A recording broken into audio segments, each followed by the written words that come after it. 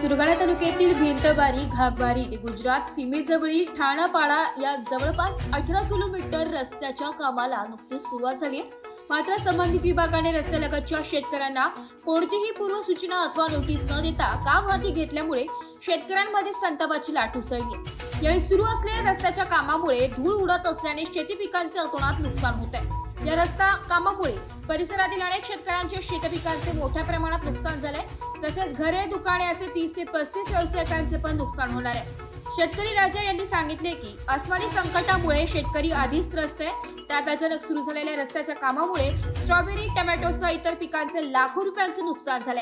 महागड्या स्ट्रॉबेरी लागवडीवर झालेले हे नुकसान भरून येणे कठीण आहे। घागबारी, उंबरपाडा, सराड, चिखली, बोरगाव, हतगड आणि ठाणापाडा परिसरातील जवळपास 130 शेतकऱ्यांचे पिकांचे गंभीर नुकसान होणार आहे। प्रभावित शेतकऱ्यांचे तातडीने पंचनामे करून नुकसान भरपाई जाहीर करण्याची मागणी केली आहे। यावेळी रस्त्याच्या दोन्ही बाजूने 15-15 फूट रोडचे काम केले जाणार आहे। यावेळी जनार्दन भोये, प्रशांत भोये, भागवत गावित, लहानू गांगुर्डे, रामा गांगुर्डे, हिरामण भोये, काशीनाथ हाडस, भाऊराव पागुल यांच्यासह शेतकऱ्यांनी चेतावणी दिली आहे की प्रशासनाने वेळेत कारवाई न केल्यास नागझरी फाटा येथे मोठे जनआंदोलन छेडण्यात येणार आहे।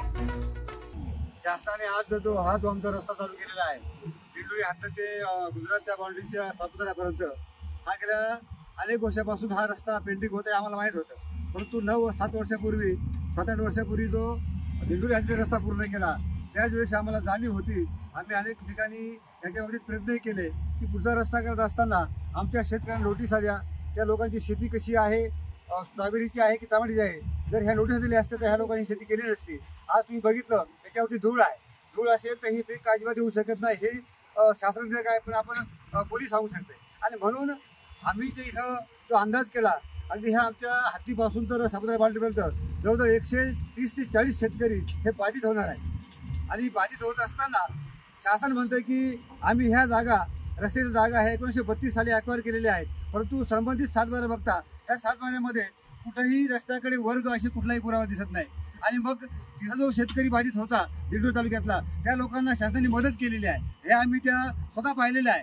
आमची तीच मागणी आहे, आम्ही रस्त्याला हरकत करणार नाही, परंतु आमचं जे आज उभं पीक आहे त्याचं लाखोचं उत्पन्न होणार आहे। आज ह्या बाईंनी जी शेती केलेली आहे इथं 1.5-2 लाख रुपये खर्च झाला आहे। इथं उत्पन्न जर बघितलं तर 5 ते 10 लाख रुपये उत्पन्न निघणार आहे ह्या प्लॉटमध्ये।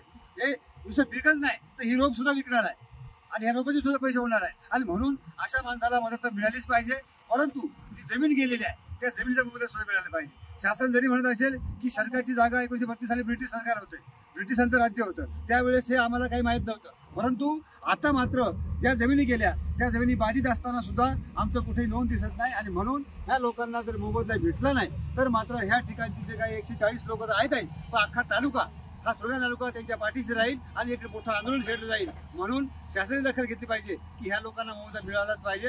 दुसरी गोष्ट, ज्या लोकांच्या जमिनी जातील, ज्या लोकांची विहिरी जातील, बोर जातील, त्या लोकांना त्या हिशोबाने घरं पण जाणार आहेत, काही लोकांची घरं जाणार आहेत, ती घरं सुद्धा त्या लोकांना बांधून मिळावी, त्याचा मोबदला मिळावा। आणि जर तो भेटला नाही तर मात्र इथून आतापर्यंत 200 मीटर काम केलेलं आहे, याच्या पुढचं काम होऊ देणार नाही, हे आम्ही त्यांना आदेश म्हणजे सर्व शेतकऱ्यांच्या वतीने आम्ही सांगतो।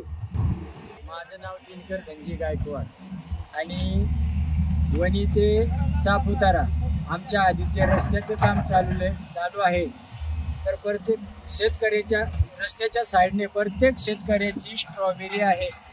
प्रत्येक शेतकऱ्याला जो रस्त्याचं काम चालू असताना जी धूळ उडते त्याच्यापासून प्रत्येक शेतकऱ्याच्या प्लॉटची नुकसान होऊन राहिलेली आहे। प्रत्येक शेतकऱ्याचा जवळजवळ बघितलं तर प्रत्येक शेतकऱ्याचा कुणाचा 50,000, कुणाचा लाख रुपये, कुणाचे 2 लाख रुपये मेंटेनन्स झालेला आहे आतापर्यंत त्या स्ट्रॉबेरीसाठी खर्चाला। परत ती दुसरी गोष्ट अशी आहे का, चालू वर्षी पावसाने इतर शेतीची नुकसान झालेली आहे। परत जे हाताची पीक आलेलं आहे त्याची पण नुकसान जर अशा पद्धतीने झाली तर आम्ही काय करायचं। त्याच्यात प्लस पॉईंट असा आहे का त्याच्या व्यतिरिक्त आमच्या जागा सुद्धा पहिला हातभर रस्ता होता, आता इथभर झाला, आता वावभर करायला लागले, तर तो रस्ता सुद्धा असा बेकायदेनुसार असा मनाला वाटेल तेवढा त्यांनी कुठं बी काढायचा, कुठं बी तोडायचा, त्याची सुद्धा काहीतरी दखल घ्यायला पाहिजे। ते आमच्या शेतात टाकून राहिले, सरकारने याची दक्षता घ्यायला पाहिजे।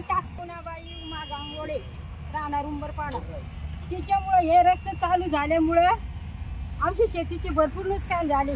त्याच्यामुळे आम्हाला काही नोटीस वगैरे काहीच आले नाही. पहिले नोटीस आले असते तर आम्ही ही शेती इथे रस्त्याच्या बाजूला कडेला केले नसते. आम्ही आता 50 रुपयाला 1 रोपडं आणलं. याची नुकसान किती झाली याची सरकारने विचार करावा, शासनाने विचार करावा.